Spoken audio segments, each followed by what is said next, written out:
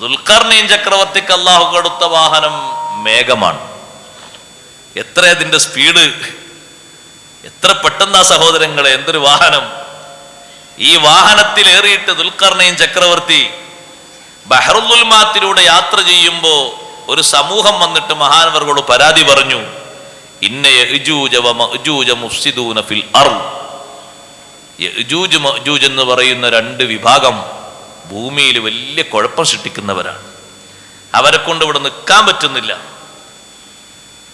എന്തെങ്കിലും ഒരു സംഗതി, ഒരു ലുൽമ് അവരെ ഭാഗത്തുനിന്ന് ഞങ്ങളുമായി ബന്ധപ്പെട്ടാൽ ഞങ്ങളെ കൂട്ടത്തിൽപ്പെട്ട ഏതെങ്കിലും കുറച്ച് ആളുകൾ അപ്പം തന്നെ പണിയായിട്ടുണ്ടാവും. പെട്ടെന്ന് അവര് കൊലപാതകം നടത്തും. അക്രമം മാത്രമേ അവർക്ക് പരിചയമുള്ളൂ. അതുകൊണ്ട് അവരെ ഒരു ഭാഗത്ത് ഒതുക്കി നിർത്താൻ ഫഹൽ നജഅലു ലക ഖർജൻ അലാ അൻ തജഅല ബൈനനാ വബൈനഹും സദ്ദ, അവർക്കും ഞങ്ങൾക്കും ഇടയിൽ വലിയ ഒരു മറ സൃഷ്ടിച്ചു തരണം. നിങ്ങൾക്ക് എന്തെങ്കിലുമൊക്കെ വേണമെങ്കിൽ കൂലിയായിട്ട് പാരിതോഷികമായിട്ട് ഞങ്ങൾ തരാം. ദുൽഖർനൈൻ ചക്രവർത്തി പറഞ്ഞു, ഒരു പാരിതോഷികവും വേണ്ട. മാ മക്കന്നി ഫീഹി റബ്ബി ഖൈർ, അള്ളാഹു എനിക്ക് തന്ന സംവിധാനങ്ങൾ തന്നെ വലിയ ഉത്തമമായ സംവിധാനമാണ്. നിങ്ങളുടെ ആരോഗ്യം കൊണ്ട് നിങ്ങൾ എന്നെ സഹായിക്കണം.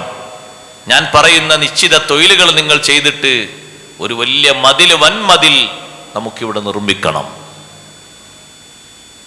എത്ര എളുപ്പത്തിലാണ് ആ സംഗതിയൊക്കെ നിർമ്മിച്ചത്. യഅ്ജൂജ് മഅ്ജൂജ് എന്ന് പറയുന്ന ഈ വലിയ സമൂഹത്തെ അതിനപ്പുറത്ത് തളച്ചിട്ടു.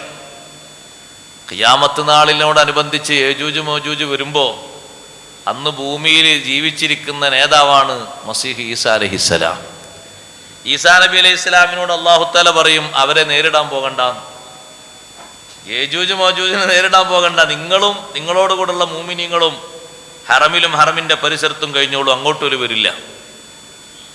അവരെ നേരിടാൻ ഒക്കില്ല, നിങ്ങൾക്ക് തകർക്കാൻ കഴിയൂല, അതുകൊണ്ട് നേരിടാൻ പോകണ്ടെന്ന് പറയും. അത്രയും ഭീമാകാരന്മാരായ ഒരു സമൂഹമാണ് യഅ്ജൂജ് മഅ്ജൂജ്.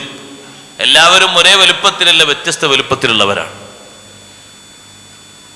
അതിൽ പല വിഭാഗങ്ങളിൽ ഒരു വിഭാഗത്തെ ഖുർആൻ പണ്ഡിതന്മാർ പരിചയപ്പെടുത്തുന്നത് രണ്ട് ചെവിയുണ്ട്, ആനച്ചെവി പോലത്തെ രണ്ട് ചെവിയുണ്ട് ഒരു ടീമിന്. ഒന്ന് വിരിക്കും, മറ്റൊന്ന് പുതക്കും എന്നാ പറഞ്ഞത്.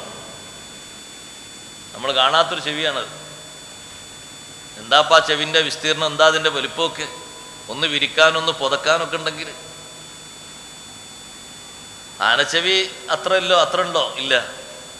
അതിനേക്കാളും വലിയ ചെവികളാ, കാതുകളാ ഇവർ കൊടുത്തിരിക്കുന്നത്.